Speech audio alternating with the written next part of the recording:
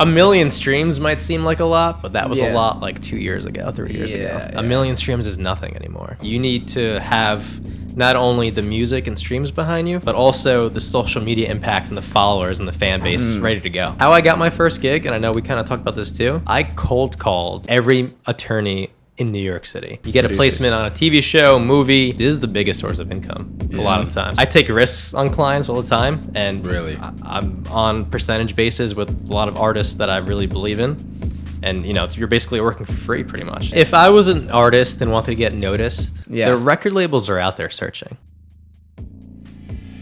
Yo, what's going on, world? It's your boy Poncho here. Welcome to episode 19 of the Encore Podcast. If this is your first time listening, this is a podcast for artists, entrepreneurs, anyone that has a passion that they're trying to turn into a full-time business. So if that's you, subscribe, tap in with the community. I'm here today with my co-host, Cruz. What's up, Poncho? How you doing? Oh, my fucking God. Oh, my God, bro. So today, I'm super excited about this one. Like, if you don't know about me, like, I'm studying to be an entertainment lawyer myself, so like I was blessed to I've been doing my phone calls to people who are in the space that I want to be getting into, and one of the people I came across is this wonderful attorney, Jared Shababb, and it's great to meet you. It was great to meet you a couple weeks ago. I asked him to be on the show, and he said he would love to, and like I'm very grateful for you to be here today. And I'm gonna try to keep this as like more general to like people who are not going into the legal world, but like I'm excited about this one, and thank you for joining us, bro. Dude, thank you for having me, the both of you. Hell yeah. It's great to be here. Thank you guys. For sure, How bro. you feeling? Feeling good. Yeah. Feeling good, man. All right. Yeah. Yeah. Okay. Good or great? Great. Feeling great. Yeah. Feeling great. Love to hear So, it. before we do begin, like you said, my name's Jared Shababb, and I'm an attorney, but today, I'm not giving legal advice to you guys or to anyone watching at home as well. There's no attorney-client privilege here. We're just going to be discussing general things and general music business things as well. So, hate to be that guy to put out that disclaimer, but, it's just something that we need to do to lay the groundwork for sure. For sure. Oh, For yeah. sure. Okay. Definitely. So in a few minutes, could you just tell the people where you're from, how you got into the music business, and what you currently do today? For sure, man. So, from New Jersey, grew up in Fairfield. Fairfield, okay. Currently live in Wayne, just the town right next door. Fairfield is north or central? It's north. North, yeah. Yeah, more it's North Jersey for sure. It's Uh-huh. like 25, 30 minutes outside the city. So You're right, like New York City and not Philly. New York City. New York City. Yeah, New York City's the city. Yeah. So you're like That's right on the lovely. border of like Rockland and... About 20 minutes, 25 minutes Okay. south of the border with New York State. Okay, cool. Yeah, cool, so it's like right in the center. Okay. But growing up, just was always in entertainment. Grew up doing stand-up comedy, musical theater, being in bands, acting in general, and always also had a passion for history, politics, and the law. And after college, really just wanted to combine all those things together, and took 3 years off, went to law school. Went to Pace in White Plains, just south campus. of here. Yeah, great campus. Yeah, great Great campus. And first chance I got, I took a class called Entertainment Law, because this is why I'm here, is what I want to do, right? Yeah. You knew that right away when you got into law school? Oh, yeah, before. It's like, Really? that's why I wanted to go to law school, was to combine the music and entertainment and the law and politics things all together. Yeah, same here. And my professor turned out to be very well-known attorney at the time, and the textbook in that class, which I recommend everyone getting, and you guys too if you don't have it, it's called Everything You Need to Know, About the Music Business by Yep. Donald Passman. Yep. I think we're on edition 9 at this point, but really it lays out everything you need to know about the music business and the industry as a whole. People have been recommending that book for literally like ever. You would still recommend it to It this was day? literally my Makes sense. textbook in that law Really? class. Yeah. After the And music- we had other books too, but it's like just a great reference. Every music attorney I know has that book Really? on their shelf, Yeah. on their desk. Yeah. Like whenever I'm Zooming somebody, you always see it there. That's Everyone crazy. has it. It's like the best reference thing to reference. You think every artist, every producer, everyone in the industry should read that? For sure. I mean, Yeah. it definitely gave me a good foundational understanding. I mean, it's not going to make you an attorney by any means, but it still gives you a great background about how the industry and really the business side of it works. Mm-hmm. So from that class, hit it off with the professor. and hooked me up with an internship at Universal, Def Jam, and Island. The professor did? Yeah. He's nice. Yeah, for sure. And well, I applied, got it and everything, but he, forwarded my resume, and went back to Republic for a second semester.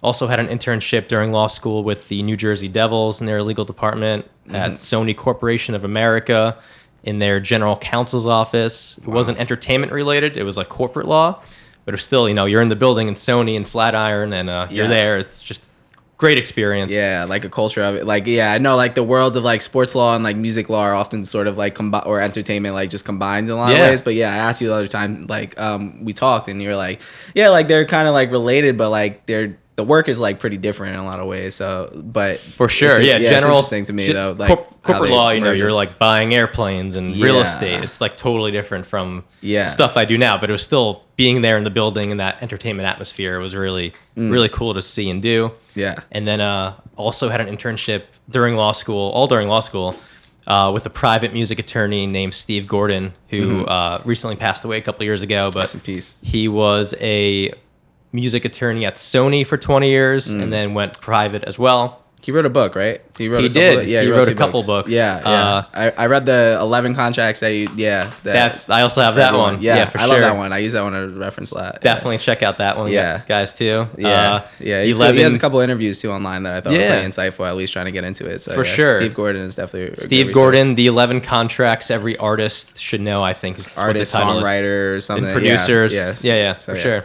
Wow.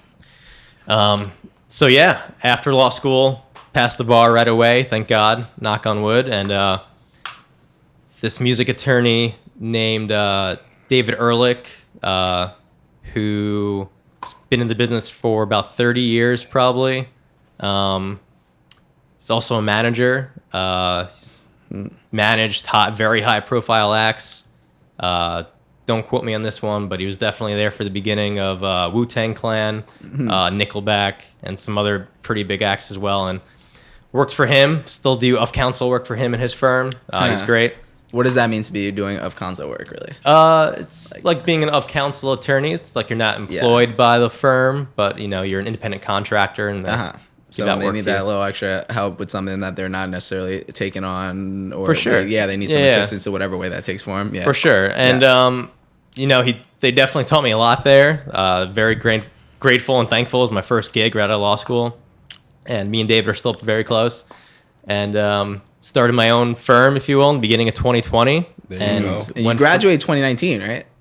The end of 2018. 2018? Yeah? Okay, got you. Yeah. So that was like a year and a half after. Yeah. Just went for it. And I was like, I'm in a okay position right now to take this risk and gamble. And like, you just got to go for it. Yeah. Just went from one client when I started to around 70 people right now that I'm working with. Amazing. Oh, yeah. Different recording artists, songwriters, producers, mixers, film companies, modeling agencies. And it really it's all about networking.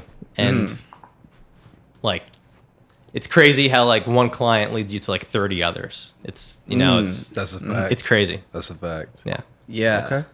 Damn. You wanna start this or should I? Yeah, for sure. So just one thing that you touched on is just like there was the lawyer that also dabbled as like a manager as well. And what is the distinction, between a lawyer and a manager for people who don't know? Like that world sometimes seems like the business world, but like there is like, those roles that sort of get carved out for each. So in your experience, like how have you seen those sort of get split up? For sure, roles? Man. So definitely a loaded question. We could probably talk for an hour just about these two things, right? Yeah, and it follows into my next question. What could you reasonably expect from a music lawyer? So if you want to... For sure, man. For sure.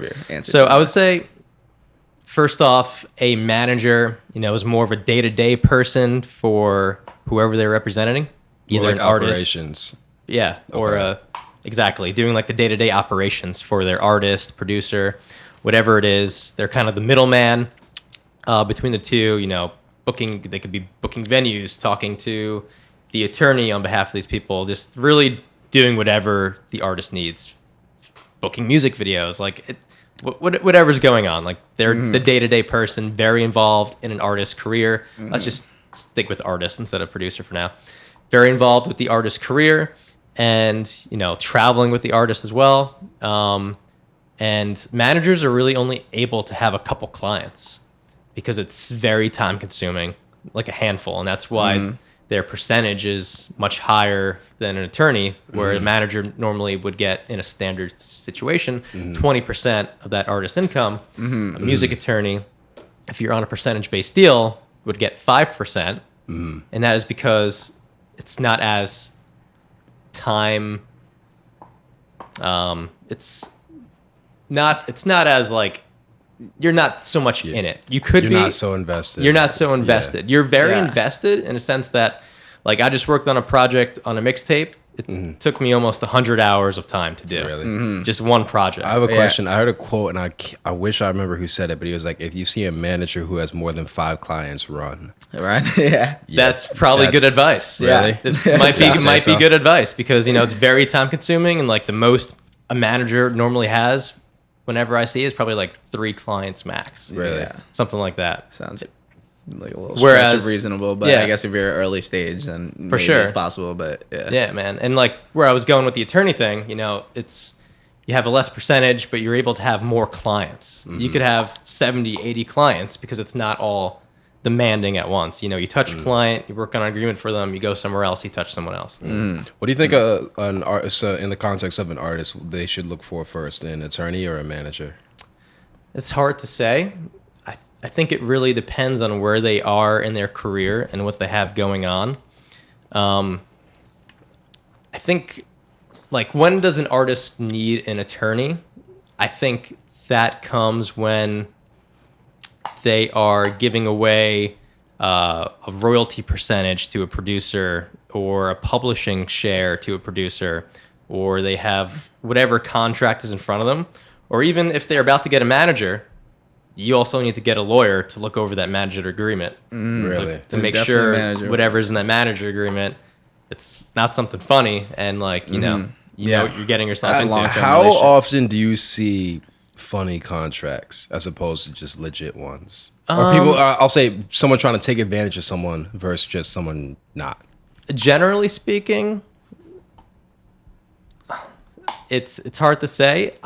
In my experience, and I've only been doing this a couple of years, like I'm going on my 3rd year. There's people who've been doing this for 30 years, right? In my general experience that I've seen, it's usually like the smaller companies or like smaller shops or individual people who they may not be malicious with their intent in like shady contracts, but a lot of the times they just don't know better of what's actually in this agreement and what they're having the artist or their client sign. Because I talk to people all the time and they're like, what's publishing? What does that even mean? And it's no big deal. You don't know that. And, I go and explain it to people, like the differences and everything. And that's something we can even get into. That's a good combo for sure. That'd be helpful. Stay tuned if you want to learn more about publishing. Fact. What is publishing? Yeah, we'll get there. We'll get there. You got to fast forward. People gotta know what it is. But so it's more of like both sides not having a full understanding as opposed to someone trying to just be a shark and take advantage. In my experience, I mean, I'm sure there's people out there who are sharks and are malicious with their intent, but generally, a lot of the time, it's just people don't really know what's going on or what they're doing. Why do you think so many people don't know? Like, I would say more often than not, an artist doesn't understand the business. I would say the same thing about a producer. Most people who are actually in this day to day don't actually know like they're like the business. It may be because people, creatives in general, are so in tune with their own work and focusing on being creatives, and that's really where a music attorney comes in and what a music attorney really does. Because I'm not a litigator. Quite frankly, I don't know how to sue somebody. Yeah, can you explain the difference between like a litigator and transactional while you're at it? For sure, I don't even know what that is. Yeah. Okay. So like two types of a litigator is someone who goes to court, and a transactional attorney is someone who just does contracts all day, and you could be a transactional attorney in real estate, or a music attorney is like pretty much all transactional. So the court life isn't for you. No, definitely not. And this It's not for me either. Like I made that decision. I love as being well, up there in front of people. I feel like I could have been a really good trial attorney, but this is definitely my passion. And music attorneys aren't trial attorneys, and they're not litigators and stuff like that. There are music like people that focus on like copyright infringements that wind up going to court, but like they're not like, there's a distinction to be made between like you don't necessarily want the guy who's focused on litigation like handling your contracts if that's not like what he really works on as much. There's definitely people that do both. They say an attorney should be able to do everything, all encompassing, but I mean, you need not necessarily, for sure. Yeah, but okay, yeah. So generally, what I was saying was what like a music attorney really does, and what I really do is guide clients on the music business aspect, and like that's really what music attorneys do. They protect their clients' interest in the music business side of things, and explain things to them, and make sure that everything is in order in that world. Like I said, I'm not gonna go and do a DUI for a client or something like that because that's out of my league. I don't know what I'm doing with that. But really, what I specialize in is music business. Yeah, that was one of the questions I had for you, because like a lot of, again, this probably comes from misunderstanding or like misunderstanding at the end of the day. Do you think that an artist could hire, like literally downstairs right now, there's a lawyer who does like DUIs and shit like that. I don't know. A criminal lawyer? Would that be what that is? All right, there's a criminal lawyer downstairs right now. Could an artist walk into that office and be like, hey, can you read this contract? Or they have to find a specific entertainment lawyer? Sure, they could. And I'm not speaking for whoever's downstairs, and generally speaking, an attorney needs to have the knowledge and the know-how to represent a client with the rigor and intensity that they need. And so you need to make sure as an attorney, whatever you're getting yourself into, that you know that you're qualified to do that. I'm not saying not all attorneys aren't, but that's one of the main things I teach in law school, and also for the NPRE and bar exam. You need to know what you're getting yourself into if you're going to represent a client, if you know what I'm saying. Okay. Yeah. So do you have any suggestions for sort of vetting out what would be a good attorney? Like, first of all, finding one, because that even for me, that's somebody that's trying to get into it. Initially, until I figured out my little tips for finding them is how do you find an entertainment attorney? What are your suggestions for I've been in this industry them? for 5 years, and this is you were the first entertainment lawyer I've met in person. And you've met so many people. I've done hundreds and hundreds of sessions. Yeah. And it's very small world. Yeah. It's a very small world. It's part of what brought me into it is I noticed it was untapped. From only being in it for the past few years, which I'm so lucky and blessed, because not everyone makes it there. It's everyone has a different story who I've talked to, every entertainment attorney, and no one's path is the same. It's so crazy how everyone comes about and finds their way. And we were kind of talking before, I only know of one other music attorney who has a solo shop in the state of New Jersey. Shout out Carl Folks. Yeah, he's a great guy for sure. Awesome, definitely. And there's not many of us for sure. I mean, there probably is more, but I just don't know of them for sure. But really, just give it a Google. So many people come up. I mean, I'm here. I'm a great resource too. Yeah. Shout out. I found you on LinkedIn. Oh, you did? I went on LinkedIn, looked up entertainment lawyer and the area, and was just hitting up a lot of them. Just nice. See what we get on the phone. Nice. With me and, I know you originally hit me up on Instagram, right? Or you found my Instagram. Maybe I found you. I probably didn't find you on Instagram. I probably found you on LinkedIn and then looked you up because I saw that you because it's the ones, and this is something I wanted to touch on, is the different types, in different what is more accessible for sort of artists, and if you look up entertainment attorney, you could find up somebody who's working at Universal Music, and that's not the entertainment attorney that you're gonna want to really necessarily talk to get represented on a contract, because they're working for Universal Music and they don't have their own practice who's dealing with stuff like that. So for sure. I've learned after my sort of research that there's a distinction of if I'm trying to find an entertainment lawyer who's accessible, who's gonna handle my type of matter that maybe a friend of mine is dealing with, it's I'll look up entertainment law, and I might look up solo practice entertainment lawyer in New York, because you'll find ones who might be sort of not at that level where they're necessarily excluding everybody because they're only representing Drake and Gunna. You'll find people who are more sort of just not necessarily just starting out, but are a little bit more accessible than the people who like, you know, are. And if you're working on Universal Music, you're not the ones like, that's a different thing. So I bring this up just to say like, you know, what are tips, I guess, that you would say like in your experience for finding somebody who would represent you? Like, yeah, well, I could tell you how my clients find me. Yeah, and that is quite frankly, like, I don't think I've ever had anyone just cold call me. Like, I have a website and Instagram, but I've never really gotten a client that's like, oh, like, let me call this entertainment attorney I found on Instagram or his website. It's all word of mouth, and it's all people, just connections. Why do you think that is? I mean, I don't really call people that often, but I know, and that's just interesting. It is. Yeah. Like one client, swear, like led me to clients in Kentucky, Georgia, California, Massachusetts. It's all over the place. So strange. I have a question. I want you to gas yourself up a little bit. Why do you think that you got so many referrals? I think it is because, like, you have one client and they see like what you could do for them, and you're like, wow, like, I'm a producer here in Lexington, Kentucky. Like, I need to, you know, help my boys out, help my crew out, help my other producers out, help this artist that I'm working with. It's like, yo, you should talk to Jared. It's like, yo, like, should hear what he's saying. He's educating me on the music business, and like, you should talk to him. Then have a conversation with somebody, and it's like, oh, yo, actually, could you help me with this producer contract? Or I actually may have like a small record deal coming up. Could you help me with this? It's just, okay. That's crazy. That's how it goes most of the time. Going back to his question though, so I don't want to derail too much. So like I'm a young artist. Like, I don't know. I have a contract presented in front of me.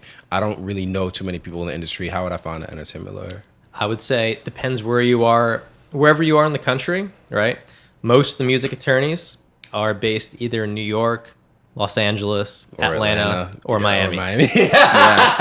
And Nashville too, a little bit. Yeah, Nashville, but those are the 4 or 5 main cities where entertainment lawyers live, right? So I would say just Google New York entertainment lawyer, New York music lawyer, and see who comes up. And there's really not many, but like you'll see them.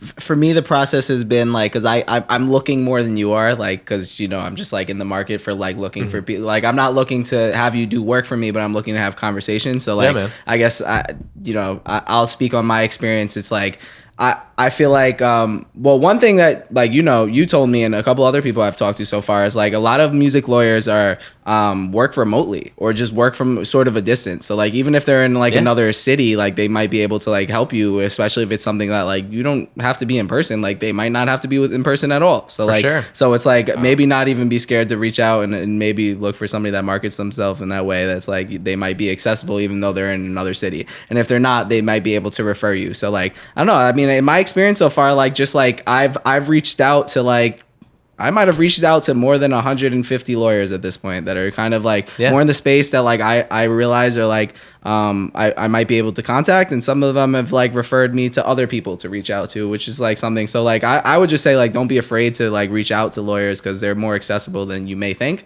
And what I've noticed is like, if you go on their website and there's like 50 other lawyers and they're like the one entertainment lawyer, then they're probably going to be more accessible than inaccessible. I mean, than the person who's like only has like 3 lawyers or they're the only person on their firm. Wait, are lawyers accessible? I think a lot of people hear lawyer and he kind of get like you'll get rejected sometimes, like a lot of times, or just ignored. Yeah, there's a lot of bigger entertainment law firms who, you know, don't.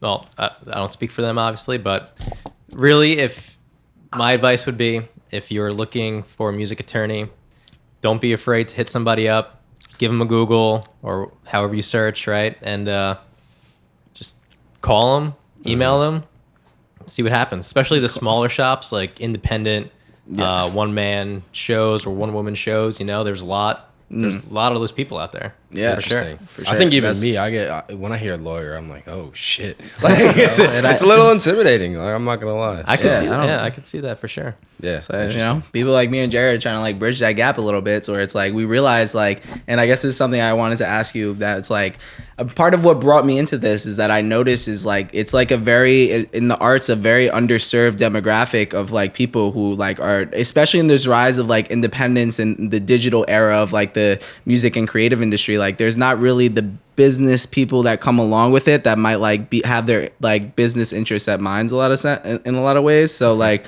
I feel like there's, you know, a lot to be added by putting a lawyer in your life on the independent space that's like not really like happening, like that not being talked about enough. So I feel like people, you know, who are doing what you're doing are like really important to like incorporate in your career to extent that's not being talked about enough, we're just here as a resource, man, and really just to help guide our clients and help them understand the music business as a whole. And I mean, going back to a previous point, like guess how many clients I've actually ever met face to face? Like 10. 5 or 6. Yeah. They're all over the country. Yeah. Wow. You know? Yeah. It's like you don't need to be like someone in Kentucky. You don't need to get an attorney from Kentucky. You know, you search in the states where the music attorneys are. Do you prefer working face to face or I mean, there's really no need to in this like day and age, you know? I mean, even a lot of music attorneys who I know, like during the pandemic and everything, people moved to like their lake houses, or you know, one day I wish I have a lake house. But you know, they're all over the place and they're working remotely. It's like there's no reason to really be in Midtown Manhattan. Like a lot of it is like a status thing, especially for lawyers from like the 80s and like 90s and stuff. Yeah. Big status thing. But like me, I work from home. That's like, a gem. I don't think I'll tell you where I work. I did not know that. Like I thought if I needed a music lawyer, like, I got to drive to the city, go to someone's like office. Like I didn't even know that. Yeah, no, I mean, you just call them up, email them the contract, look it over, redline it. You guys talk about it. The other lawyers talk amongst themselves with the opposing counsel, and like, okay, Poncho, you ready to sign this? Okay, thanks. Will a lawyer look at your contract for free, or would you have to put a deposit down for that? I mean, it really depends. I could speak to personal experience, like what I do a lot of the time. You know, I'm still definitely in the early stages of my career, if you will. And a lot of the times like to help people out. And I tell them, well, you know, I really don't know how much something will cost. Like, let me look at this contract for you and like get a general idea. And then like, you know, we could like talk it over and I give people free, I don't want to say free advice all the time, but you know, I definitely have lots of conversations. Like for me, I don't charge clients to talk to them on the phone. Like if someone's my client, like, hey Jared, what's going on? And you know, they have a question about this, 5 minutes on the phone, you know, I'm not gonna, you know, they don't do that. So it really depends on the situation. And maybe like 3 or 4 years from now, I'll be at a place where I need to do that because you're so innovated. And I know a lot of music attorneys who've been in the industry for 30 years, you know, that's what they do. But, you know, I'm trying to help people out, trying to grow, trying to network, trying to do these things and help people learn. You don't ever find it tiring taking all these calls and not getting compensated? A lot of it is like, dude, running your own business is no joke. Your own business. And it's, you know, you put in a lot of time for things you don't get paid for, a lot of administrative work, things you can't bill clients for that you need to do for them for one reason or another. Either because, you know, you're set on a certain price or a flat fee or something, and, you know, you just got to do this work and it needs to get done. You just hit something major. Okay. I saw a post. I'm not gonna say who posted it, because context. But he said, looking for an entertainment lawyer must work on a percentage basis. Could you explain? Yeah, man. What the difference? First of all, I mean, flat fee versus percentage. And if I was an artist, should I look for a flat fee or percentage base? Yeah, I was gonna ask that too. Just like how lawyers are paid generally, like for people who are like scared to sort of like approach one because they don't know what they're gonna have to owe. Like, generally. So generally, right? Generally speaking, there's 3 different ways an attorney will get paid: hourly rate, flat fee for something, or a percentage based off the artist's income that they make, right? Okay. And that's from streaming, everything in the entertainment business, publishing, like everything. If the percentage basis off everything. Everything. Streams, gross pub, income. Yeah. Okay. Everything. Okay. So it really depends where you are in your career, right? If you are an independent artist, who, you know, you're up and coming, you don't have any major like record deals or anything, an hourly rate may be best. Because the lawyer might not be interested in a percentage base because there's nothing to be made. Okay, that makes for sense. Sure. But also, we'll touch base on that in a second. But really, an hourly rate, is better for generally when there's not that much work to be done.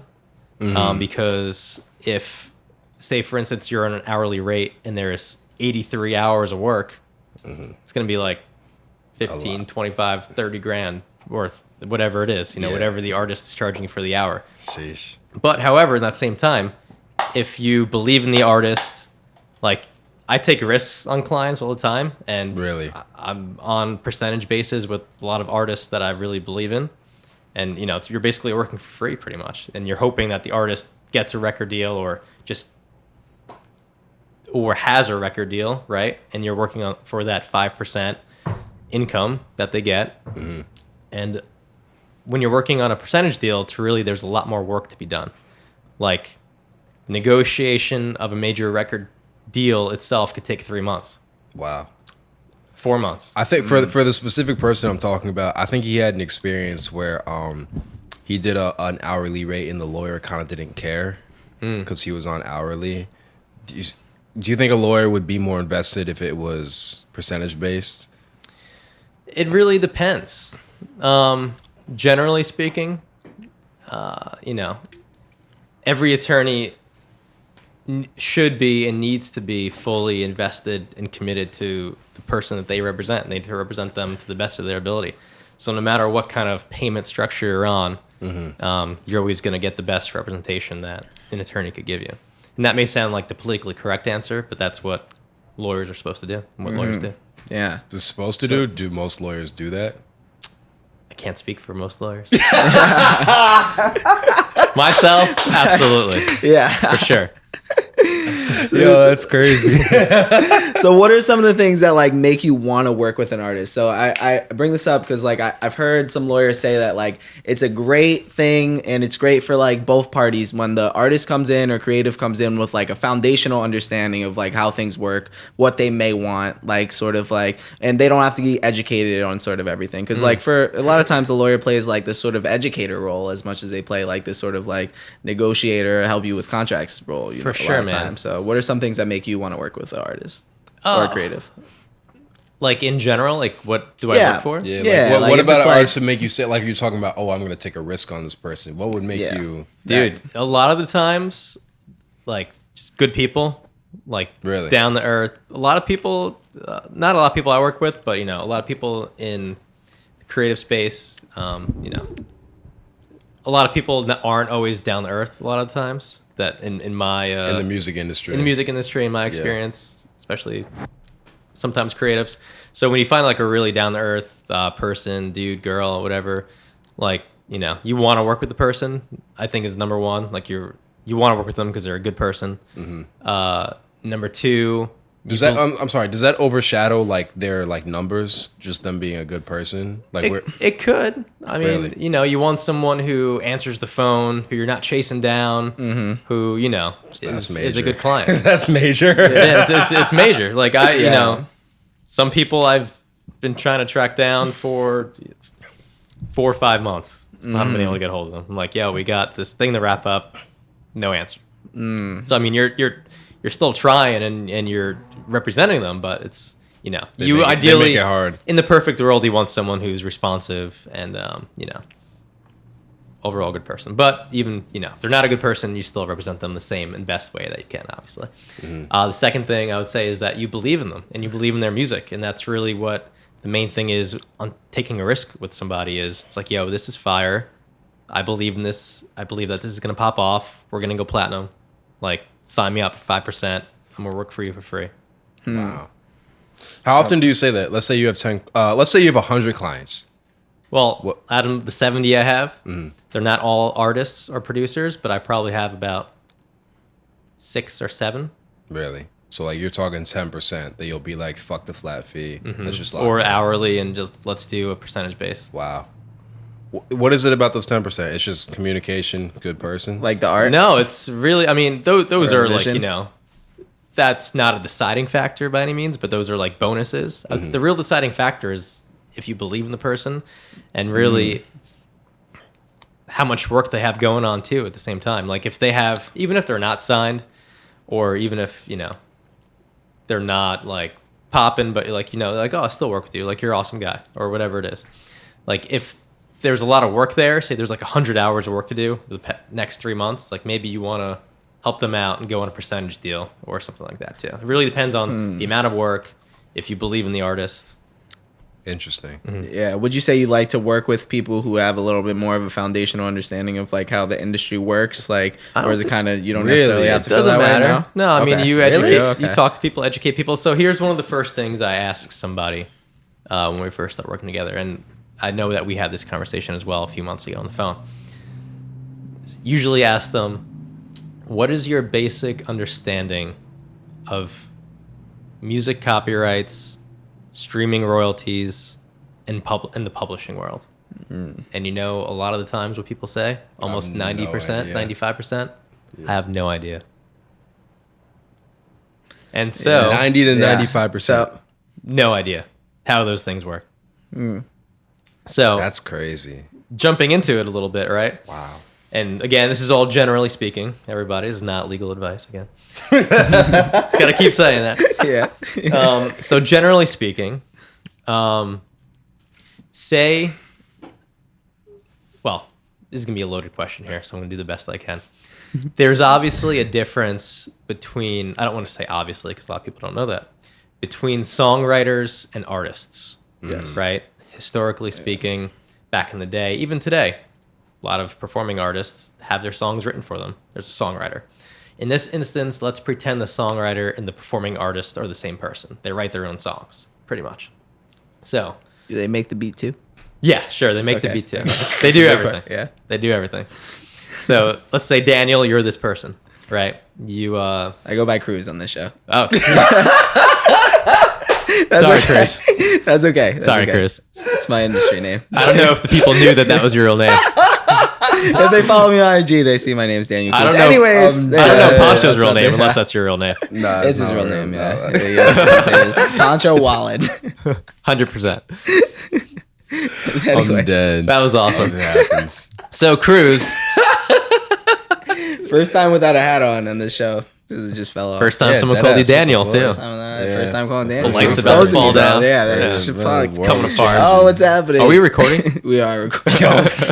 Don't even say that. That shit gives me PTSD. But now we're on the topic. It's not weird. Is it recording audio? Yes. Yeah. Okay. Bet. Yeah, we're Alright. good. All right, so jumping back into this convo, right? Facts. Gonna grab your hat. I'm grabbing my. Continue though. So, Cruz, you are, you know, you have this awesome beat in your head, melody, lyric, whatever it is, all three. You're like, damn, this would make a great record. Mm-hmm. Let me write it down so I don't forget it.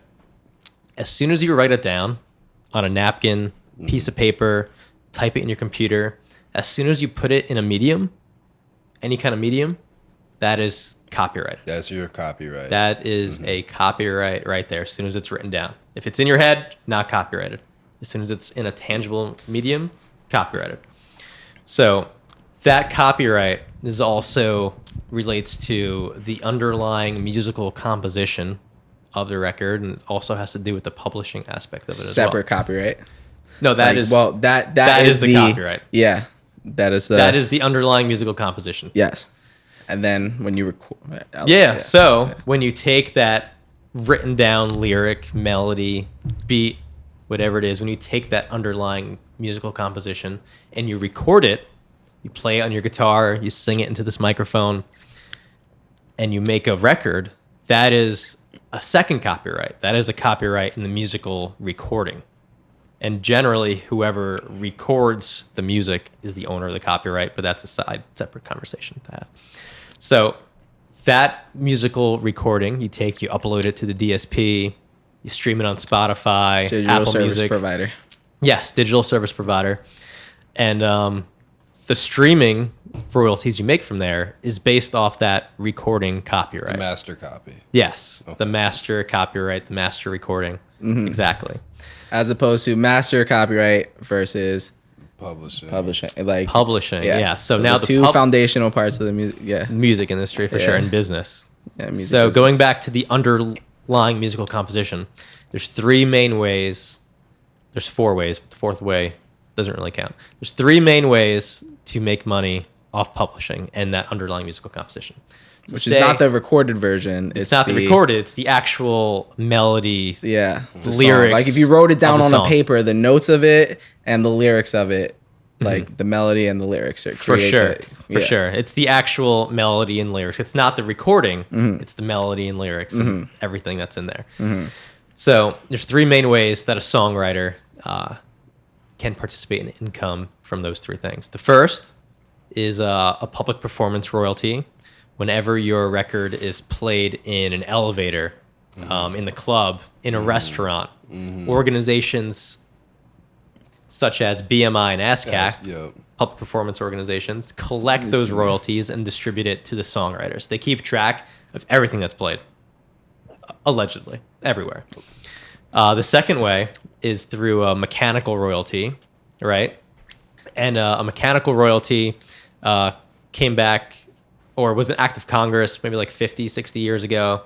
Back in the day, a lot of songwriters, even today this happens, songwriters were writing songs for artists and they were not getting any royalties for it because they would get like a $200 check from the record label, say, here, thank you for writing for this artist. And the artist would collect all the royalties from record sales and album sales, whatever it is. So Congress created this act, mechanical royalty, and every time, say you're a songwriter and Poncho is the artist and you have one song on an album and he sold that album, the record label would owe you 9.1 cents for every album that's sold if you are the full copyright owner in the underlying musical composition. CD sales and digital sales, not streams. Yeah. Well, right now, I think it was in the Digital Millennium Copyright Act of 2018. Don't quote me on that, but it was very recent. There was a brand new organization that was created called the MLC, the Mechanical Licensing Collective, and they collect digital streaming mechanicals. So back in the day, in order to get mechanical royalties, you needed a record deal or a publishing deal. Now, through streaming, any songwriter can collect mechanical royalties through this organization. And this is a brand new organization. What are they called again? The MLC, Mechanical Licensing Collective. So the Music Modernization Act of 2017, which is like helped create the Music MLC. Modernization Act. They created it as just like a recognition of this problem that there was like a black box, what they call the black box of royalties, which was being created like from like the industry, like from all the streaming era. There was like a big piece of the industry that was just like not being collected, like that were due royalties from like streaming, they weren't being collected. So the MLC was like part of like Congress recognizing that there's like a problem going on. There's like a bunch of people who are not getting paid for their work. So it's like an organization that was made to help distribute that. So like they also help try to find people. So they're also like a big part of them that are like reaching out to people trying to like allocate it. Do you rock with Song Trust at all? Which is Not really. So so like the administrative, so Strong Trust is an administrative publishing company that helps you collect. Like you could collect your mechanical royalties before the MLC was created through like a publishing administrator that like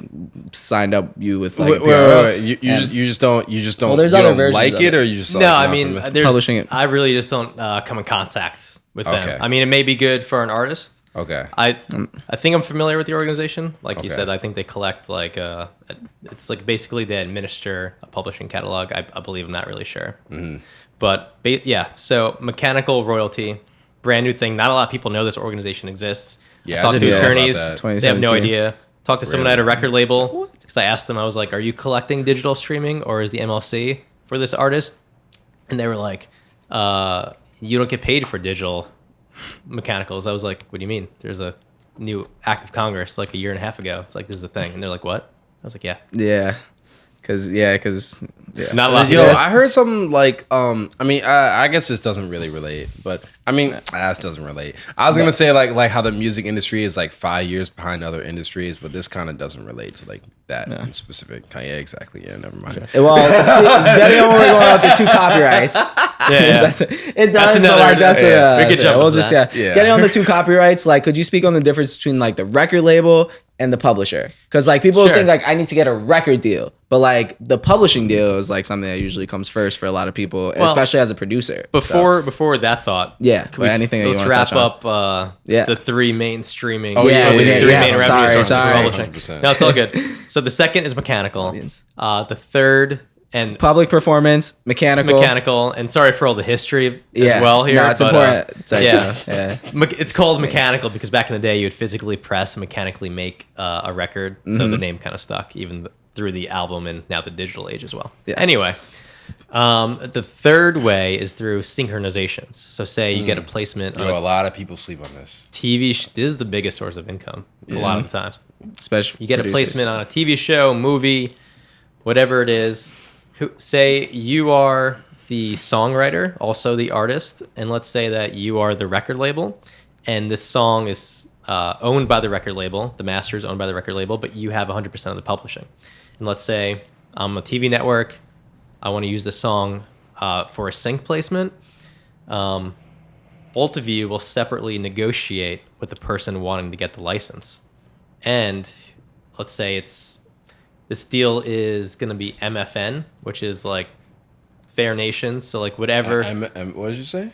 MFN. MFN. So basically that means if you agree to $100,000, Cruz would need to agree to $100,000. And kind of whoever agrees first on a price is what both of you kind of go with. So let's say because you own the publishing on this record, you get $100,000. Because you own the master, you also get $100,000, and then there's a separate agreement for both of you guys. So that's what I'm trying to say. Wow. So there's a lot of money to go around in syncs for sure. I mean, not every deal is $100,000.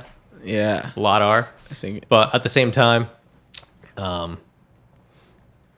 are the 3 main ways to kind of make money. Sync producer deals go crazy. I think people make more money off sync placements than regular placements, honestly.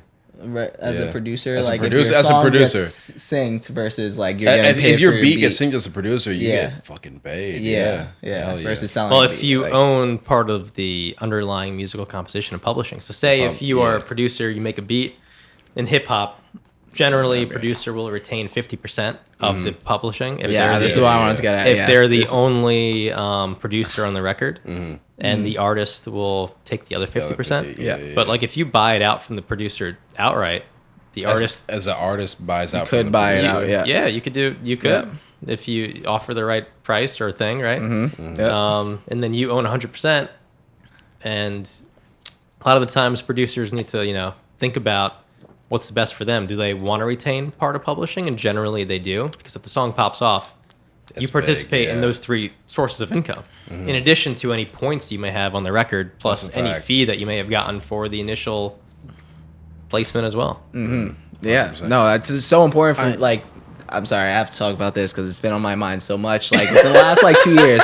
Because my master's research, I'm getting my master's in music business, and it's devoted to researching the producers publishing industry and how a lot of times, especially in the independent space, they're their contribution to the industry isn't really being valued. And when a producer tells an artist, I want to get 50% of the publishing, they're like, I'm not giving you 50% of all the revenue that my song is generating. That's ridiculous. That doesn't make any sense. But they don't understand, which is reasonable because it gets complicated. And it took me so many times of listening to the same thing over and over and over again for me to understand it. But the distinction between the 2 copyrights and when we're talking about the publishing side, that's the lyrics and the underlying basically music and notes, melody, sort of actual musical part. So it makes sense in hip hop as a genre that's focused very heavily on the beat, more than if you think of rock and other genres before the modernization of music where you can make it digitally, it's very focused on the beat side. So in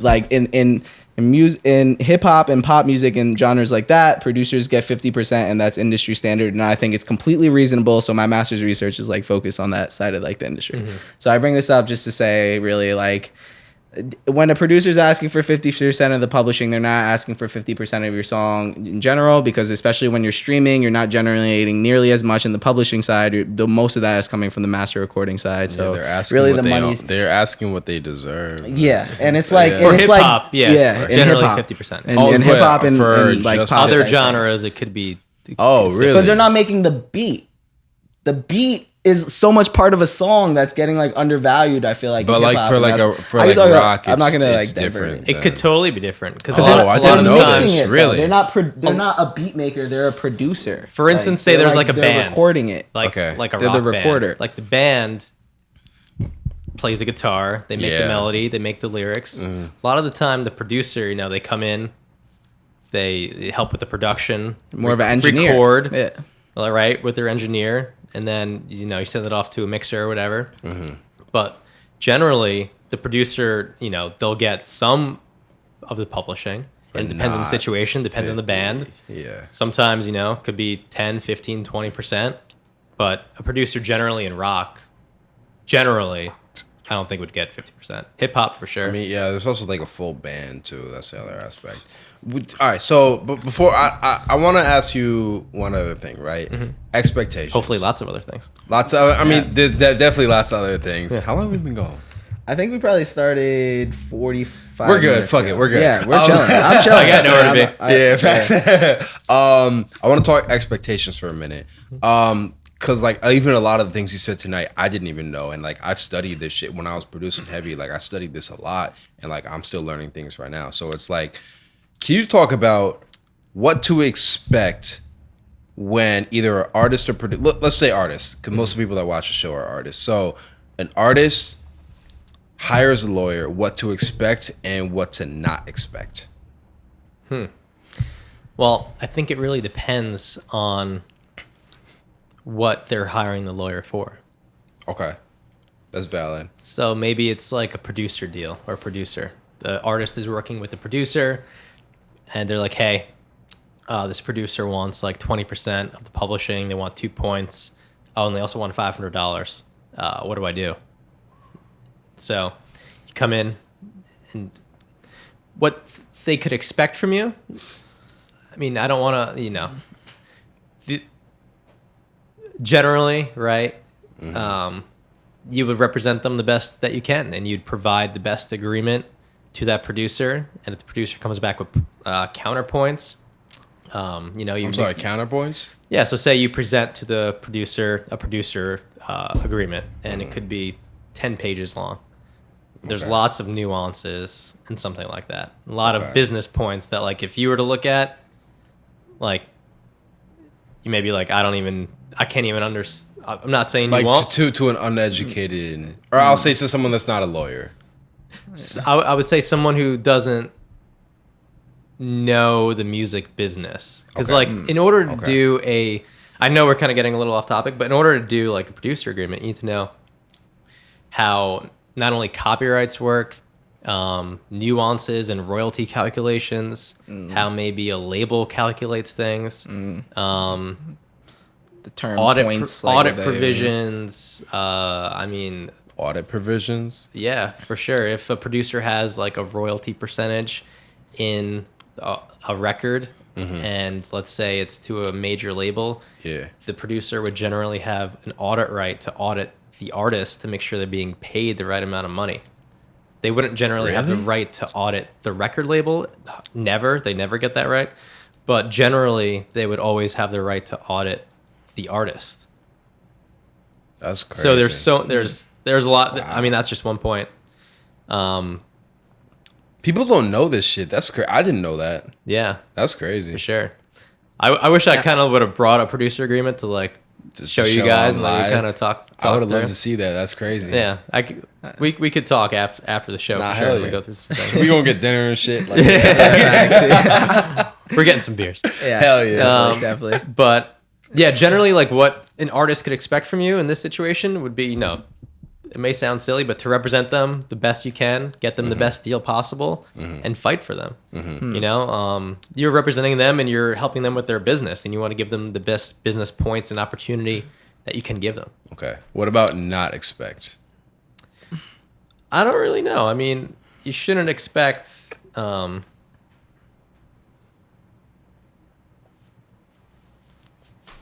don't really know how to answer that. Really? I don't really know it. Well, have you you ever could had give me a question and I could tell you if it's reasonable or what's okay? expected. Have you? I don't know a specific question, but what I'll say is, have you ever had a client ask you for something that was just way out of pocket? Get me a record deal. I hear lawyers get me a record deal. Can you get me a record deal? What was it? Hey, Yes, yeah. I've had clients not only give me a record deal, but like people, they come with their lease. It's like, oh yeah, like you're my attorney. Yeah. Could you look over my real estate lease moving into a new apartment? I'm like, dude. Yeah. I don't know how I'm not qualified to do that. I could refer you to a real estate attorney, but I can't do that for you. Uh-huh. So maybe keep it music. What Keep it not music to expect. okay. Don't So come to a music attorney. That was one of the questions I asked before. So depending on what exactly area of contract law you're looking for, you should find an attorney specifically in that zone. For sure. Generally, I would not want to represent someone who just got a DUI. That's not what I do. Mm-hmm. I wouldn't want to represent someone who, in a trip and fall accident. I wouldn't know where to start.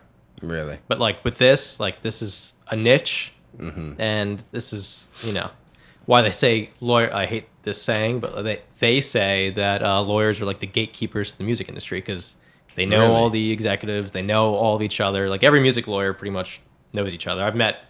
I've heard people say that before. Yeah, I've probably met. I've only been doing this for 3 years. I probably met 35 to 40% of the music attorneys in the United States, or talked to them on the phone. All right, I have a question. I didn't even write this down, but why do you feel like there's so few attorneys in? I think it's hard to get into the game because just from all the schooling. You need First off, there's so many people who. What? I know you have so much shit on your mind. I have something to say, but no, there's. It's very competitive. My opinion is not as valuable as his, so it's very no. You go first. It's very. It's your show after you. I'm sorry, I've been itching for these conversations because we keep it more creative and this is what I most passionate. You're way more important. No, dude, I'm just playing. So I think it's very competitive. Right, I went music law. Yeah, dude. I went to Pace Law.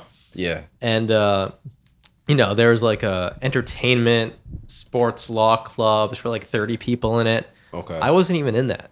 I just got lucky and met this professor, and he was able to help me find my first gig. Is that small Pace? Really? I don't know how many students they have, but that club had that club. 30 or 40 kids in it. Yeah. I guess I don't know if any of them are in the same. Well, actually, I do know one who's actually not gonna mention names because I didn't get permission to give her a shout out. Yeah. But she does work for MTV. Fire. Yeah. So it's a very exclusive type of scene to be in. For sure. Yeah. Really. I chose Brooklyn because it's one of the best that I got into that was known for having a good entertainment program. And I went to the entertainment student. Same professor. Is that? Wait, what's it? Do you want to say that? Is it Vernon Brown or no? It is Vernon. It is Vernon? Oh yeah. I haven't met him yet because it's my first year. We don't get to choose our freaking classes the first year. So next year I'm signed up to be taking with him. Yeah, he's a great guy. He's been in the industry. I don't know how long, but he helped me get my start. Wow. Yeah, fire. Damn, that's dope. Fire. Yeah, I went to alumni dinner at Brooklyn Law School, which is known as the second best entertainment school after Cardozo in New York City, and we had 150 people at the alumni dinner, which was dope. Compared to I went to Latin American one, it was 80, 70, which is way smaller.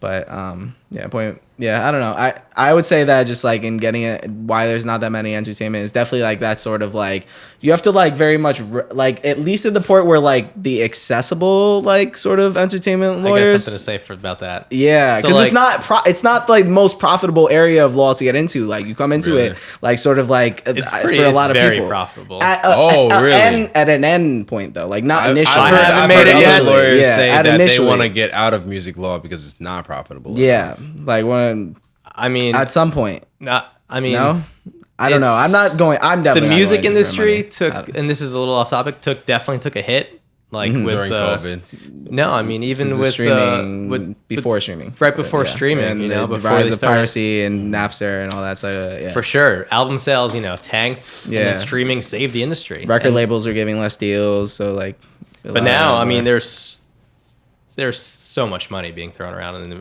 music industry. Yeah, I mean, they're back. The record labels are back in full force. Like, it's crazy out there for sure. I mean, there's definitely money to be made. I have not made it by any means, but you know, I'm definitely surviving and doing well. Yeah, But, you coming know, out of law school, I'm not expecting to be making too much because in a couple years from now, weeds, but yeah, come back and check in. Hopefully, we'll you know, be killing it. yeah. But having fun and doing the thing that I'm most passionate about. Yeah. There you and go. I think going back to the original conversation here is that why are there not so many people in this industry is one, you need to know the industry. You need to know the music business. And how do you get that experience? You can't just say, I want to be a music attorney. There's no book to read. Second, how do you get clients? You need to know people. You need to have that experience and background. And I was just so lucky that I fell into these awesome internships in law school that if I would have went to a school in upstate New York or in Boston or Texas or Florida, You just wouldn't be there. I wouldn't be there, and I wouldn't have Yeah. these experiences, and I wouldn't be where I am today. Pace brought me to where I am today, and going to school in a New York City area school is so important for the entertainment industry. So there's just a lot of things that just happen to align for you. For sure, but also like this every conversation. attorney, wherever they go to school, I tell people all the time, you're gonna practice law where you go to school. If you go to a law school in California, you're gonna end up staying in California because that's where your internships are. So, that's where your network is. that makes a lot That's of all sense. where all the attorneys are that you know. It's where you're gonna get your first job. Wow. Yeah. So like, Yeah. if you want to be in the entertainment industry and you want to be an entertainment lawyer, definitely go to law school in either New York or Los Angeles. Or Atlanta. And I mean, I would say you those can are find it. There's those niche ones. No, there's definitely lawyers in Atlanta, but there's a lot more in New York and LA, and a lot more opportunity and internships. Maybe you could be a big fish in like a smaller sea, but it's like I don't know. I like New York. I don't know, either way, it's like it's not that like I don't feel like you have to. If we're speaking to the law students, like I don't feel like you have to sort of be like even though there's a lot in New York, it's also enough space to go around in New York to be like to come to New York. There's most clients there. Like I feel For sure. yeah. So. And I see a lot of people in the entertainment industry that come out of New York are coming out of the smaller law schools like Pace, Brooklyn, Cardozo. Not just- like the Berkeleys Well, and like the. Not Well, like that's- NYU, that's Boston, but yeah, Columbia. that- no, there's yeah. no Berkeley Law School though. Oh really? No. I didn't know that. Berkeley's in Boston, right? Berkeley. Yeah. Yeah, my that's sister school. went there. Oh yeah. For Yeah. dance. I She just graduated graduated. a year Just got ago. back. Oh yeah, she just graduated. Crazy. Yeah. Yeah, nice. But generally speaking, like in my experience, the smaller law schools in New York, and I'm sure the bigger ones do too, like the Ivy League ones. yeah, But generally speaking, I've noticed that the people who are in the music industry come from the smaller law schools in New York. Wow. That's crazy. not I at don't the know- I don't record know why. labels. For what I hear at the record labels, and now maybe this is what like I was maybe would have tried to steer away from in the beginning conversation, but it gets me too excited to not talk about it right now. I hear like the people at like the big record labels, which is a different type of lawyer. Like if you're working in house at like Universal Music or It's Republic the like same thing, rappers, kind of. it is, but you're on the other side of things, and what I hear like when I talk to them, like they won't have a conversation or they won't look at applications from people who don't go to the bigger law schools, and there's more of like a gatekeeping mechanism of like your law school than like there would be, and That like shit versus still that I'm exists. opening my own practice. Like Yeah. you can't stop me. Like For that's it. sure. Like, there's no stopping. Like if I go to a smaller one, you can't stop me. Yeah, I would say that the attorneys who work at major record labels, it's the same in a sense.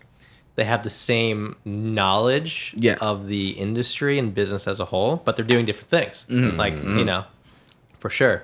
And generally speaking, a lot of the time, the attorneys are not hired directly out of law school. They like to see people with some experience, a couple years at like a law firm or like a private shop, or, you know, a lot of the times people leave law firms to go to record labels. Okay. Not really vice versa.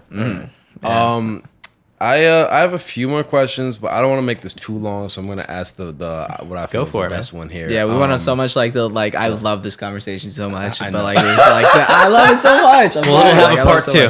Yeah, Nah, hell yeah, we with Really the would have. shits. Yeah, thanks. All right. fuck was it? Okay, how do you think?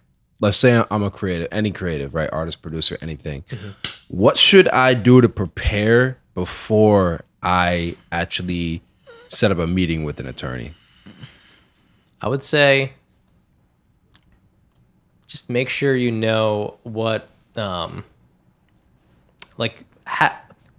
first thing, why are you going to see the attorney? There's got to be like a need. And whatever that need is, if it's like a producer deal or a record deal, just make sure that you have that material. If you're going to meet them in person, maybe bring it, or you can email it to them ahead of time so that they can get eyes on it. So they email it before they call, or email you, like, or with the email that they, it depends where you are in the thing. Like if you just to make it a little bit more like I know me, like I like to hear exacts. Like, what is the steps? So here's what like happens how you do when it. I get a new client. What's the ideal situation? A new client reaching out to you, exactly that's in the email. Short, long, specific, not like attach your Instagram page, like all those little details. Like if you could talk about those, you know what I mean? Because they make a difference. No, for sure. So let's. This is actually a good question. So let's say Cruz, you're. That's my name. Your boys with Poncho here, and Poncho's a client of mine, and he's like, yo, you need to talk to Jared. Poncho's like, yo, my boy Cruz, he's looking for an entertainment lawyer. Like, could you talk to him? Yeah, man, sure, of course, love to talk to him. Okay, I'm like, should I send them an email? It's like, no, just put us in a group chat. Whatever, it's cool. I'll talk to him. Put us in a group chat, introduce yourself. Hey, Cruz, let's jump on the phone. Thanks for the intro, Poncho. We jump on the phone call. Tell me about yourself. About your background, where you are in your career right now, tell you a little bit about where I am, what's going on. And lawyers love to talk about themselves, so you're going to get a little bit of that, whoever you talk to. And ask you about project at hand, what's going on. It's like, oh, I got this producer. I want to, protect my rights. And I want to do a producer deal. I say, okay. Talk a little bit about the producer, some major deal points. And at that point, it's like, okay, if we do decide to work together, the first thing that we would do is I would need your legal name, legal address, email, phone number if I don't have it already. Send that to me once we jump off the phone. I'll put that info in a letter of engagement, which pretty much is an agreement between the attorney and the client, which establishes attorney-client relationship and privilege, and also outlines our relationship as a whole. We'll have the compensation rate in there. That's also when you have the talk about how we're going to be compensated and if there's an initial retainer. And from there, after the client reviews it, if they have any questions, you discuss the agreement, sign it, send a retainer, whatever it may be, and then have them email you the agreement, or you start drafting it and you just jump into the work.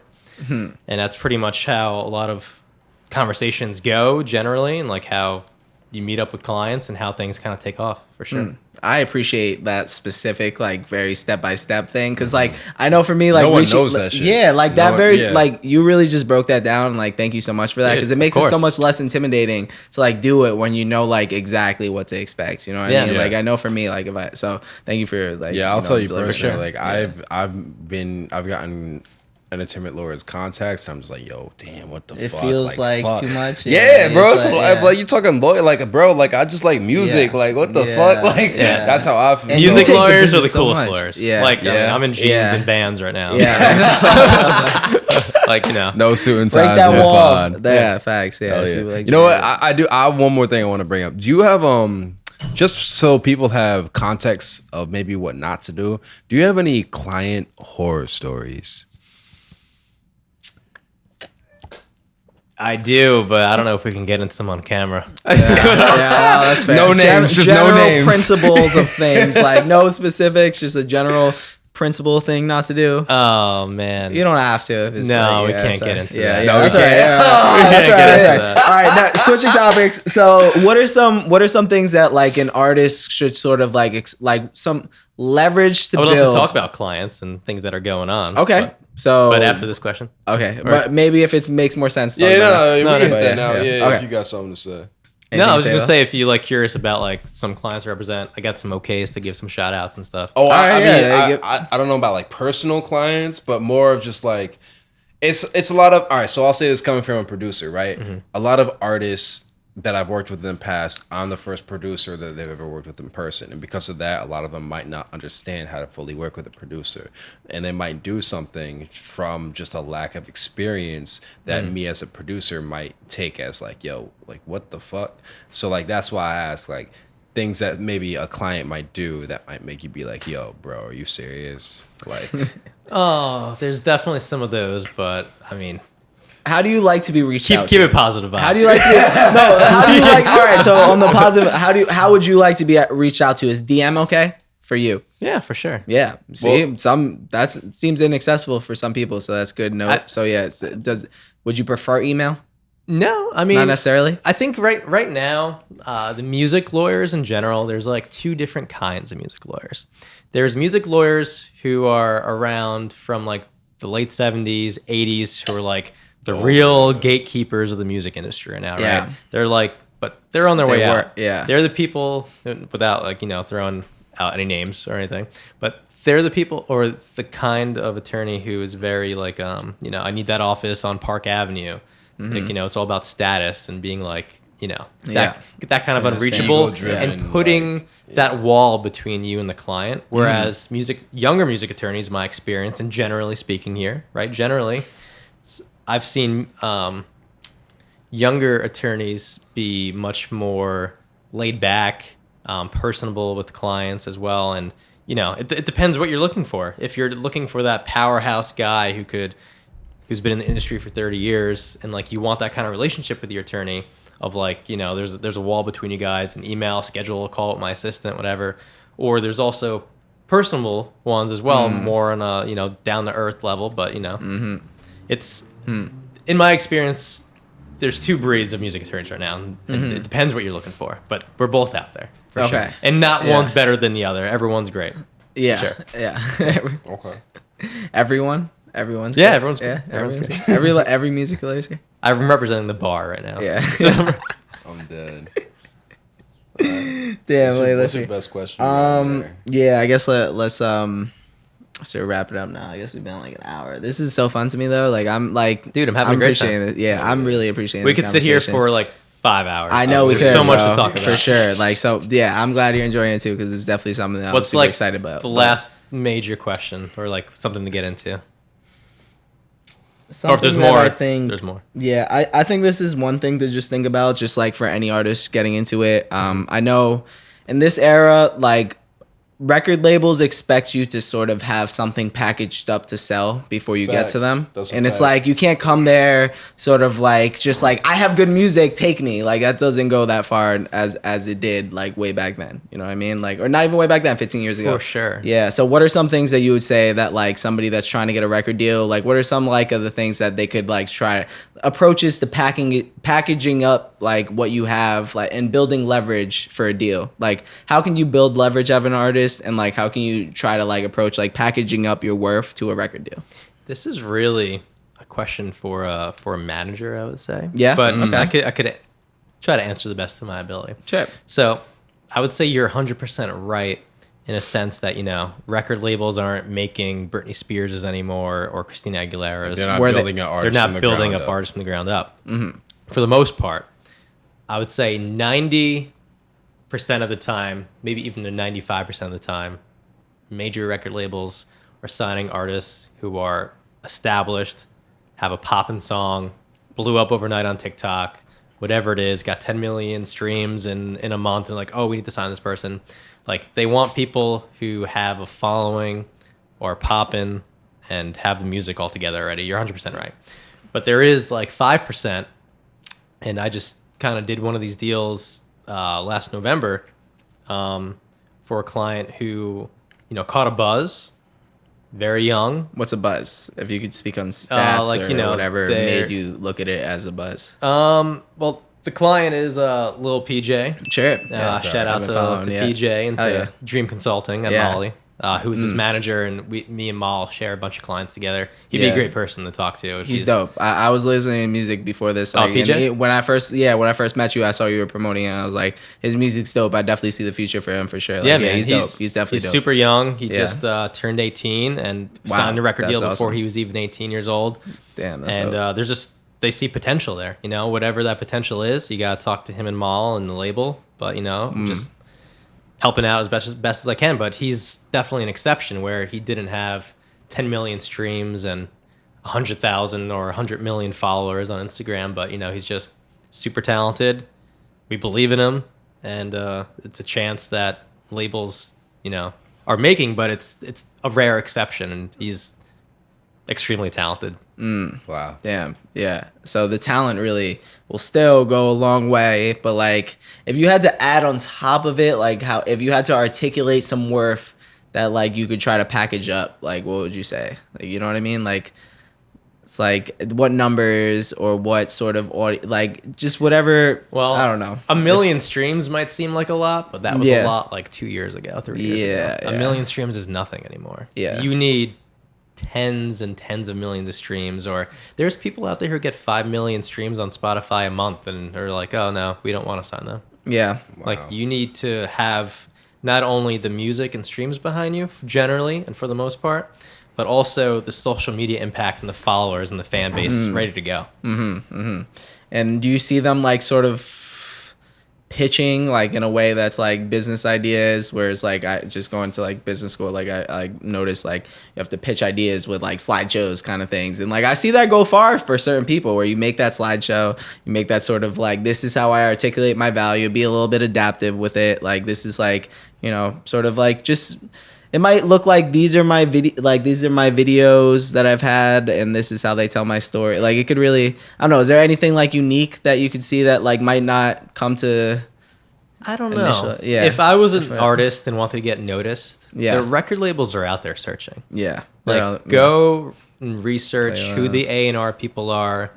Follow them on Instagram. Message them. They'll talk to you. Research how?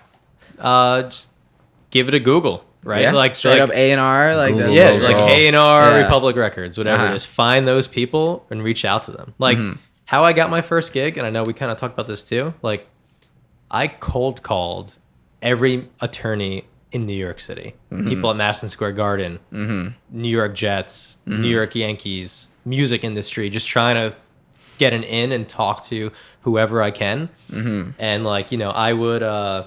Guess people's email addresses until like it got sent. I was like, oh, it got sent. Like it must have went through. That's a gem for me. And like people actually responded. Like, oh, dude, I can't believe you figured out my email address. Like, I was like, oh, like thank you so much. Just want to send you my resume. Like, could we jump on the phone? And like, yeah, sure. Like out of the people who responded, probably 20% responded, and out of the 20%, probably 15 to 20% of that 20% got on the phone with me.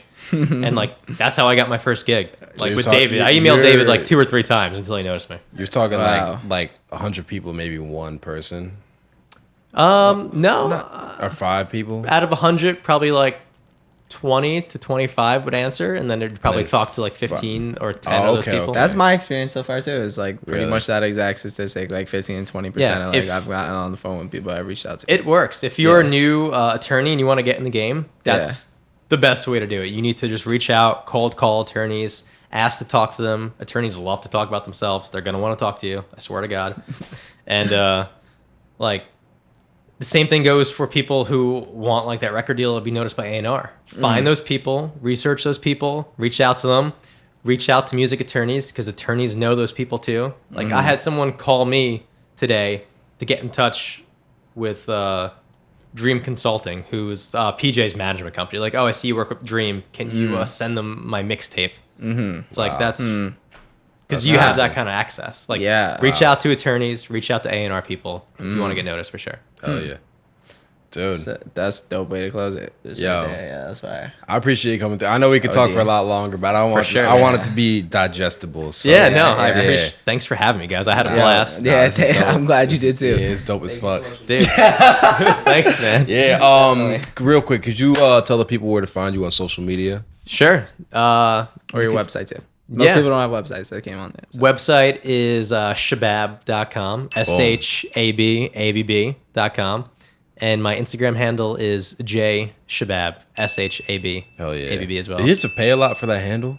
For the website? No, I'm the only No one had Shababb. it? So Wow, there you go. That's Not many crazy. Shababbs. Wow. Oh my god! I was listening to a story. Someone they paid $400,000 for. It was called acquisition.com. It's like an entrepreneur. Acquisition. Yeah, because they Okay. acquire businesses. They Yeah. pay $400,000. Yeah. All right. Anyway, real. so yeah, I just listened to that the other day. Anyway, word. Hell Yo, yeah. thank you for coming through. Thank you. And yo, this was a dope episode. If you're an artist watching this or entrepreneur, I hope you learned something from this. And if you're not subscribed, please.